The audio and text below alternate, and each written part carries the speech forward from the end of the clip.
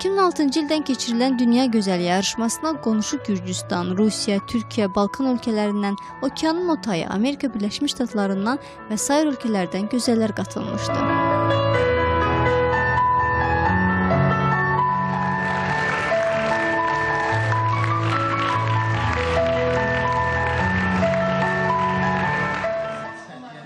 Aparıcılar qalibin 25.000 avro dəyərində olan tacını göstərir. Bundan başqa qalibə 5.000 ABŞ dolları hədiyyə də çatacağını bildirirlər. Dünya gözəlini seçmək üçün münsiflər heyəti də zalda əyləşib. Onlar gözəlləri gözdən keçirib hallar yazırlar. 22 years old from Western Australia.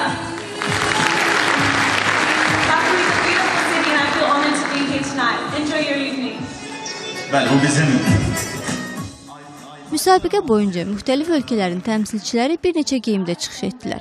Əvvəlcə hər iştirakçı ölkəsinin xüsusiyyətini özündə əks etdirən geyimlə səhnəyə ayaq bastı. Bu geyimdə onlar həm də tamaşaçıları salamladılar. Merhaba, hoş geldiniz. Benim adım Hande, 19 yaşındayım, Türkiye'den geliyorum. Teşekkür ederim. I am Sofiko Kaptarate from Georgia. I like Pato. İştirakçılar daha sonra Azərbaycanın milli geyimlərində gəlinlik, ziyafət paltarları və xəzləri geyinərək səhnəyə təşrif buyurdular.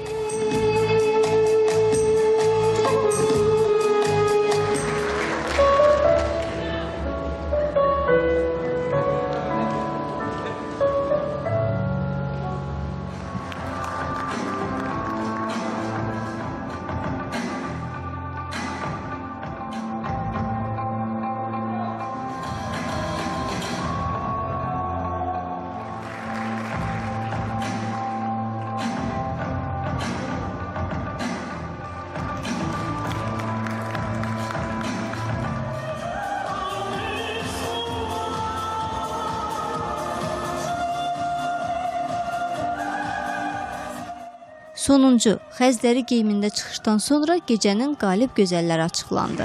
Azerbaycan'da ilk defa yapılan böyle müsabakada geldiğiniz için çok teşekkür ediyorum. Gelmeyenlere de teşekkür ediyorum. Çok sağ olsunlar.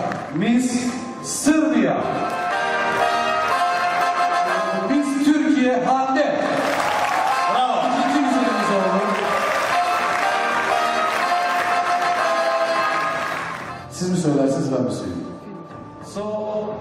Zalda yaşayan hürmetli hanımlar ve canaplar, ladies and gentlemen, Miss Simulation of the World 2012, first place is Mr. Elman is going to say that. Montenegro. Bravo. Giovanna, Montenegro. Montenegro. Miss Civilization of the World. Sizin karşınızda 24 ülkeden birinci yere layık görülmüş bir hanım.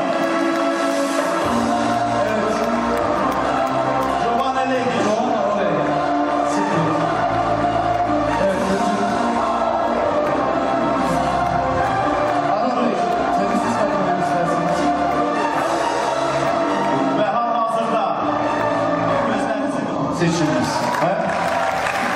Yani şöyle söyleyeyim, hürmetli mensuplar heyeti gerçekten en çok bana Montenegro güzel hanım verdiler. Bundan başqa tədbirin təşkilinə dəstək verən şirkətlərin seçimi ilə dostluq, sülh və digər nominasiyalar üzrə də gözəllər seçildi.